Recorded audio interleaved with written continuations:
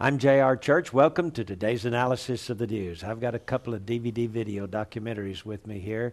It's called The Secret Mysteries of America's Beginnings. This volume 1 is on the new Atlantis, and volume 2 here is on Riddles in Stone, the secret architect of Washington, D.C. These two videos are a must. We happen to have the writer and director of these videos in the studio with us today, and his name is Christian J. Pinto. And Gary Stimmen is here with the first question. Gary? Thanks, J.R. Well, Chris Pinto, welcome Prophecy in the News. And let me just say that these videos are extremely informative. A lot of people are wondering what's going on today. The global economy is shaking. A lot of people are saying that maybe there's a group in control, pulling some strings, making things happen, juggling the economy to make it a global economy. What do you see behind the scenes, from America's history that you've recorded on these DVDs that would lead you to believe that maybe we're seeing some important developments these days?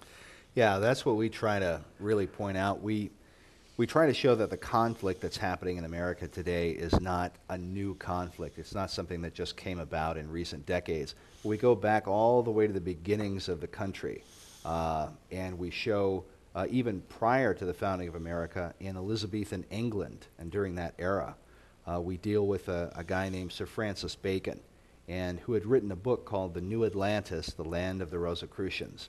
And many people believe, many of the Baconian societies believe that this was Bacon's vision for the New World, because when America was discovered, Bacon and those with him believed that they had found the lost empire of Atlantis. Wow. And their dream was to rebuild Atlantis. Well, you're saying then that the idea of a new world order is not a recent idea. No, not at all. In fact, President George Bush, in his 2005 inaugural address, said, "When our founders declared a new order of the ages, they were acting on an ancient hope that is meant to be fulfilled."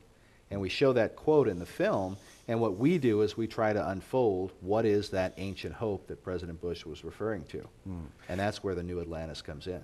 All right. The economists are frenetic right now. The G20 has met in the United States. Everybody's calling for a new world currency. JR, do you see a link between these videos and what's happening today? Absolutely. What we've got here in these videos is the story of America's beginnings, and this idea of the new Atlantis. The Riddles in Stone here goes into the secret architecture of Washington, D.C., about the obelisk. It's kind of interesting that you don't find very many crosses in Washington, D.C., but you do find the symbols of Greek and Roman mythology, of Egyptian obelisks. These ancient idolatrous religions permeate our capital. If we are a Christian nation, and we have Christians in it, in fact, I've heard historians say recently that we are a post-Christian nation, that Christianity is all but dead. Well, is it? Are we going to be getting out of here one of these days soon and let the devil have his day?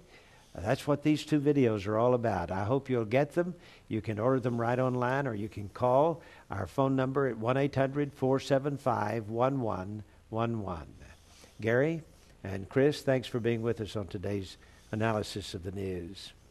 Well, thanks for having me. It's been great to be here. Thanks, JR. Until tomorrow, I'm J.R. Church. We'll see you then with our analysis of the news.